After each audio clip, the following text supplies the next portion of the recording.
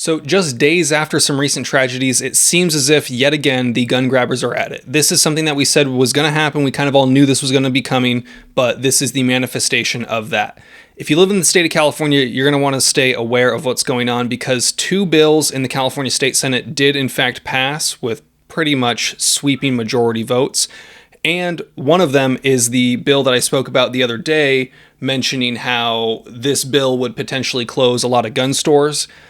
That one made it through. So we're going to be talking about a lot of stuff. If you want to help out the channel, any of the links down in the description. If you want to support some organizations that are fighting for you, the CRPA is a good one if you live in the state of California. Check out the local groups. If you're in Sonoma County, I went to the recent CRPA meeting. That was very cool. Now, I'm going to have an article linked down in the description that I'm going to be reading from here. So just after the Texas shooting, California Senate passes Texas-style bill targeting assault weapons and ghost guns. Gavin Newsom, along with the cronies in the state assembly, have been talking about putting forward a law similar to the Texas abortion ban, where it would allow private citizens to go after and target makers of assault weapons and ghost guns, things that are already illegal in the state of California and already hold felony sentences in many cases. They want to add another way because apparently the government can't solve the problem, so they want private citizens to rat out their fellow man who may or may not be a danger to anyone at all, and they want to make sure that you foot the bill for what the government, in theory, should be enforcing. Kind of a crazy one. This is one that I think is likely going to be thrown out. I think this is a lot of political grandstanding. California Governor Gavin Newsom quickly raised the gun control issue. Another shooting, and the GOP won't do a damn thing about it, Newsom tweeted several hours after the shooting. We need nationwide, comprehensive, common sense gun safety now. They're just adding a whole lot of adjectives to that, right? Or, man, they're adding a whole lot of words to the gun safety now. Nationwide, comprehensive, common sense gun safety now. Now, I saw in a video recently, he discussed the original origins of many of the gun control movements, how Reagan kind of started that, and he alluded around the fact that these laws were initiated to prevent black people from being able to carry a gun publicly because the police were discriminating against them, and because of that, gun control, the movement of gun control started, and he praised it for that. Kind of interesting, if you ask me.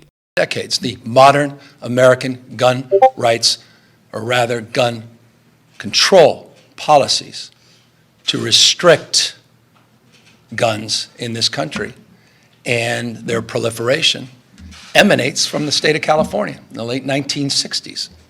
Irony not lost on any of us, led by then Governor Ronald Reagan, for a perverse series of reasons we don't even need to discuss now. May 2nd, 1967 marked a particular moment of consciousness for many of the wrong reasons around gun safety, but led in many ways to the modern gun safety movement. Now, sb1327, co-authored by Portantino and Senator Robert Hertzberg, was the brainchild of Newsom, who proposed it in December after the Supreme Court allowed Texas to enforce its abortion law. That law allows Texans to sue anyone who performs or aids an abortion in the state for $10,000 plus attorney fees if the abortion occurred after the start of cardiac activity about 6 weeks into pregnancy. If that's the precedent, then we'll let Californians sue those who put ghost guns and assault weapons on our street, Newsom said on Twitter after the court issued its decision. Now, keep in mind, this is a bill that could be very dangerous because what's considered a ghost gun now would be a gun that is completely manufactured. But ghost guns in California as of July 1st of 2023 or 2022, July 1st of this year, you would have to do a background check through a gun store for an unfinished, unserialized 80%. Now, that seems very difficult to enforce, very difficult for you to prove that you got it in whatever ways you got it legally after that date. Now, if I just happen to have a bunch of 80% laying around in my house, that's still legal. July 1st, it would be hard for me to prove unless I had receipts for those specific ones. How do I prove it's those specific ones? I could very easily see someone getting caught up and jammed up with the law because someone says, hey, this guy, he has ghost guns and he acquired them illegally, putting it in a situation where you have to prove that you potentially got these things legally prior to the new law taking into effect, and you just order them over the internet. But as of July 1st of this year, you'd have to go through a gun store. Now, if you have records of doing it through that gun store, you might be in the clear, but this is just another way for them to hassle you and another way for people to be more afraid about possessing firearms. Now, the whole assault weapon issue, it also covers assault weapons. The state of California already has a ban on assault weapons, and that's why a lot of us have funky looking guns, especially when I show you videos of guns on camera. They always usually have fin grips or fixed magazines. They look funky, right? And then when I leave California, I can do whatever I want with them, right? Now, that's an interesting situation because many people, myself included, possess fixed mag guns and featureless guns, the two of which can have a variety of different attachments and features and configurations and magazine capacities, but I can't swap certain parts on certain guns. So I can own a featureless gun with a 30-round mag, and I can own a fixed magazine gun with a 10-round mag.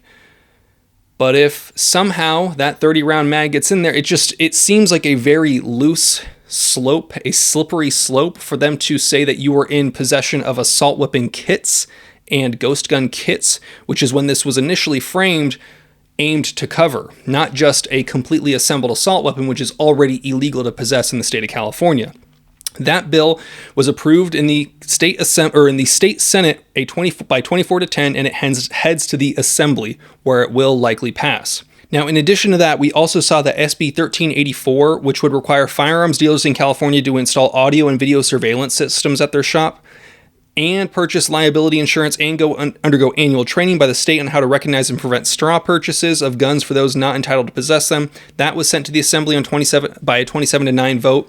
Now, the reason that one's real dangerous, if you want to know the full gist of it, go ahead and watch my more recent video talking about that. I know I'm sweaty, it's summer, it's hot, I don't have AC. Feel free to drop your comments about how sweaty I am. So AB 1384 is a bill that would cause massive increase of operating a business in the state of California. Most gun stores operated at a very razor-thin margin, and if you're asking them to potentially put forward the ability to have off-site monitoring with perfect uptime of, maybe just 10 minutes down in a given calendar year, it's something that's going to require so much money to operate at the standards that the state is setting that most gun stores just straight up would not be able to manage it. And we know that this has the ability to close gun stores because this exact bill passed in the city of San Francisco and closed San Francisco's last gun shop. So it's not an exaggeration when I say that SB 1384, which passed in the state Senate, will likely close a lot of gun stores. This is a bill that this type of law has closed gun stores, and it passed in the Senate. If this goes statewide, I'm predicting a very large amount of gun stores, these small mom and pop shops, from no longer operating, which is unfortunate. Now, I'm going to have links down to the Firearms Policy Coalition, CRPA, some good organizations that you could support down in the description down below. You guys know the drill. Have fun, be safe, stay dangerous. Peace. My goodness, I am sweaty. Oh, unbearable.